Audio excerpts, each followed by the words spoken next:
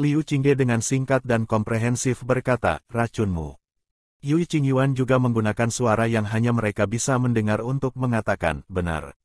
Qingqiu, kamu tidak boleh lupa, sisa racun tanpa obat masih belum dibersihkan dari tubuhmu.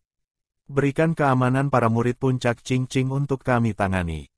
Ada satu kalimat lagi yang belum dia ucapkan, bagaimana jika setelah dia memasuki Ngarai Juedi, dia menghadapi wabah racun dan kekuatan rohaninya terhambat.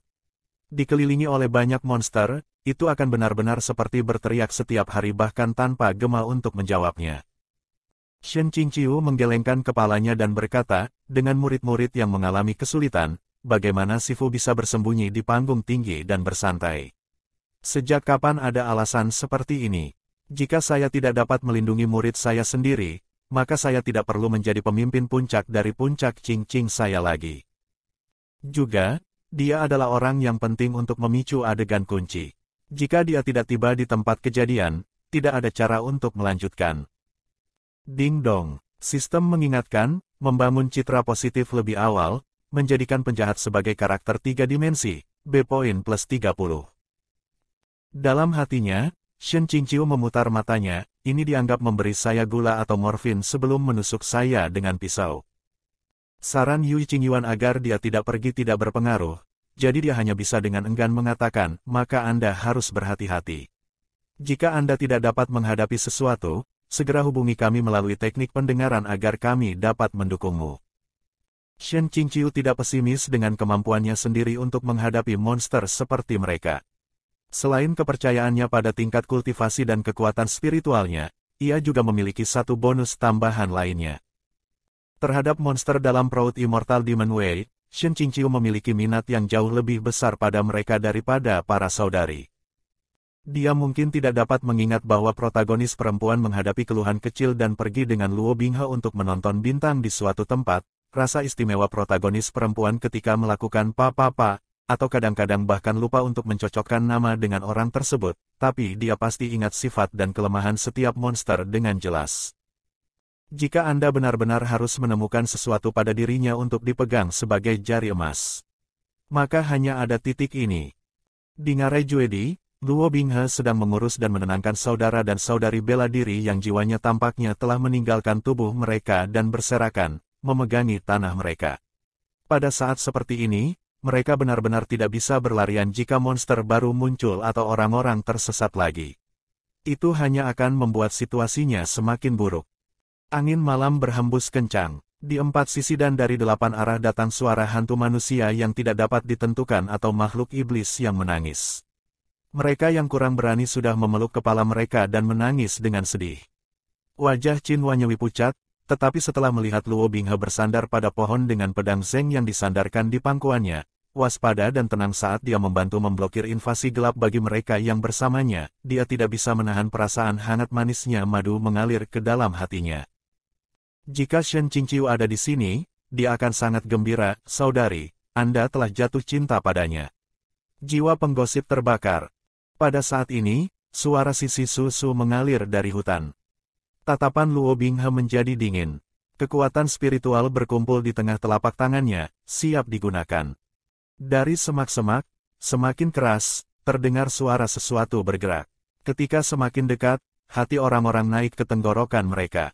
Mungkin itu karena mereka sudah ketakutan sampai batasnya, tetapi tidak ada yang berteriak. Tiba-tiba, ada suara dong yang meledak, seperti seseorang jatuh ke tanah. Kemudian, sesuatu yang berputar bergulir keluar dari semak-semak. Itu adalah kepala manusia. Kedua mata di kepala tertutup, wajah berlumuran darah, rambut acak-acakan seperti sarang ayam. Gambar dalam novel asli ini sangat menakutkan. Tetapi pada saat seperti ini, kepala orang yang mati tanpa kekuatan membunuh masih lebih baik daripada monster pemakan manusia. Banyak orang merasa lega dan menghela nafas. Qin Wanyewi dengan gemetar berkata, ini, saudara ini, apakah ada yang tahu sekte apa dia berasal? Setiap murid yang hadir mendekat untuk mengidentifikasi kepala, dan semuanya menghela napas lega, dia bukan salah satu dari kita. Belum pernah melihatnya sebelumnya. Luo Binghe memandang ke arah hutan hitam yang gelap.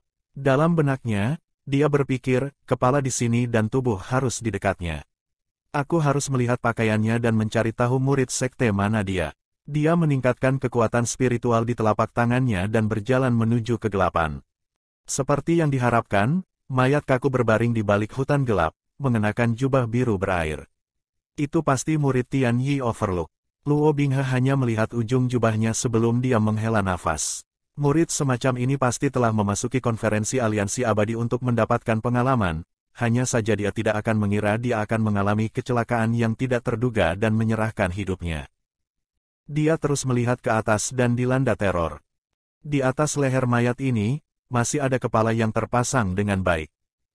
Lalu kepala tadi, dari mana asalnya?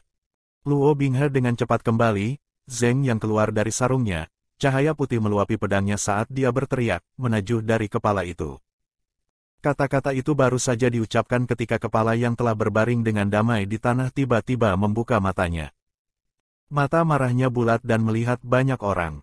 Dari suatu tempat di bawah leher, 8 kaki laba-laba panjang, tipis, diartikulasikan dan berduri muncul.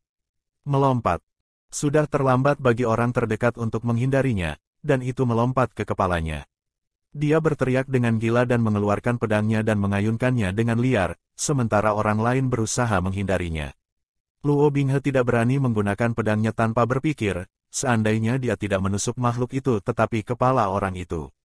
Konsekuensinya akan menjadi bencana. Dengan hal yang begitu menakutkan merangkak di seluruh kepalanya, hampir mencekiknya, dia putus asa dan mengayunkan pedang di sekitar kepalanya sendiri, menusuk. Tetapi dia bahkan belum mengangkat tangannya ketika 8 kaki laba-laba yang ramping dan sempit itu menemukan posisi mereka, memasukkan langsung ke pelipisnya. Tubuh orang itu langsung menjadi kaku. Bahkan lidahnya sepertinya diikat menjadi simpul, membuatnya tidak bisa meneriakkan sepatah kata pun. Di bawah kepala manusia, di bawah leher, kaki laba-laba dimasukkan lebih dalam, menyebabkan seluruh tubuh berkedut. Setelah beberapa saat, 8 kaki laba-laba menarik keluar, hanya menyisakan 2 lubang kosong di pelipis orang itu. Di dalam rongga tengkorak, semuanya telah disedot dengan bersih, benar-benar kosong. Adegan ini sangat mengerikan, bahkan Luo Binghe tidak dapat memulihkan dirinya sejenak. Makhluk laba-laba berkepala manusia itu, tampaknya telah menyedot cairan otaknya, memanjat ke atas dan ke bawah tubuh sambil mengeluarkan peluit yang melengking, seperti bayi yang menangis. Tepat pada saat ini, sebuah panah cahaya yang terkondensasi dari kekuatan spiritual terbang, menembus mulut yang mengeluarkan ratapan panjang, mengalahkan anak ini yang telah melupakan dirinya sendiri dalam sukacita hingga jawaban yang benar.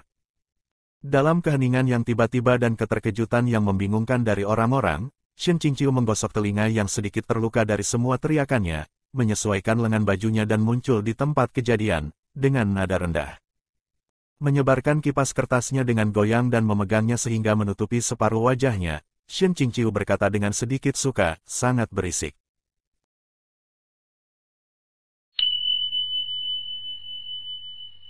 Akhir chapter 24.